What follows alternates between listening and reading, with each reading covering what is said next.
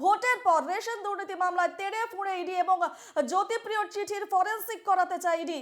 হাতের লেখার নমুনা সংগ্রহের জন্য আদালতে ইডির দাবি যে হাসপাতালে বসে চিঠি লেখেন জ্যোতিপ্রিয় এবং চিঠিতে ছিল শাহজাহান শঙ্করাজ্যের নাম। সেই চিঠি তিনি দিতে চেয়েছিলেন তার মেয়েকে। এবার সেই চিঠির ফরেনসিক পরীক্ষা করাতে চায় ইডি। ভোটের পর রেশন দুর্নীতি মামলায় একেবারে তেড়ে ফুঁড়ে ইডি জ্যোতিপ্রিয়র চিঠির ফরেনসিক করাতে চায় ইডি। এ নিয়ে আরো বিস্তারিত জানবো, আমাদের সঙ্গে সরাসরি রয়েছেন আমাদের প্রতিনিধি পৃথা দাশগুপ্ত। পৃথা, জ্যোতিপ্রিয়র চিঠির ফরেনসিক করাতে চায় ইডি এবং হাতের লেখার নমুনা সংগ্রহের জন্য আদালতে ইডি, কি আপডেট রয়েছে?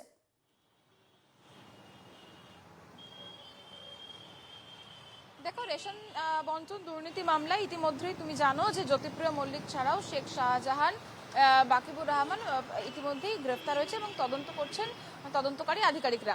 এই বিষয় অর্থাৎ রেশন বন্টন দুর্নীতি মামলায় এরই মধ্যে গতকাল আদালতের কাছে কেন্দ্রীয় তদন্তকারী সংস্থা তারা একটি চিঠি পাঠায় এবং চিঠি পাঠিয়ে জানতে চান, দাবি করেন অর্থাৎ এই যে একটি চিঠি, যেই চিঠি এসএসকেএমে থাকাকালীন, চিকিৎসাধীন থাকাকালীন জ্যোতিপ্রিয় মল্লিক তার মেয়েকে দিয়েছিল বলে জানা যায়, সেই চিঠির যে ফরেনসিক হাতে লেখা চিঠি, সেই ফরেনসিক করাতে চেয়ে আবেদন জানানো হয় আদালতের কাছে এবং ইডির তদন্তকারী আধিকারিক তারা আবেদন জানান। এবার একটু যদি পিছন দিকে ফিরে যাই, সেক্ষেত্রে তোমার মনে থাকবে যে যখন জ্যোতিপ্রিয় মল্লিক এসএসকেএমে চিকিৎসাধীন ছিলেন তখন একটি চিঠি নিয়ে শোরগোল পড়ে যায় এবং যেটা প্রশ্ন ওঠে যে এই চিঠিতে টাকার লেনদেন সংক্রান্ত বেশ কিছু বিষয় তিনি মেয়েকে জানাতে চেয়েছিলেন, নির্দেশ দিতে চেয়েছিলেন এবং এই চিঠির সূত্র ধরেই শেখ শাহজাহানের বাড়িতে কেন্দ্রীয় তদন্তকারী সংস্থার আধিকারিক তারা পৌঁছে যান 5ই জানুয়ারি। সেখানে একটা দেখা যায় হামলার মতো ঘটনা ঘটে এবং তারপরে ঘটনা সবারই জানা।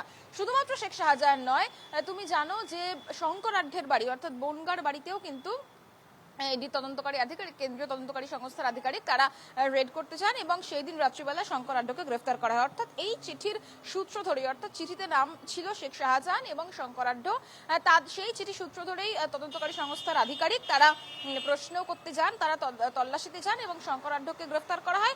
তারপরে শেখ শাহজাহান দীর্ঘদিন পলাতক ছিলেন এবং তারপর তাকেও গ্রেফতার করা হয়।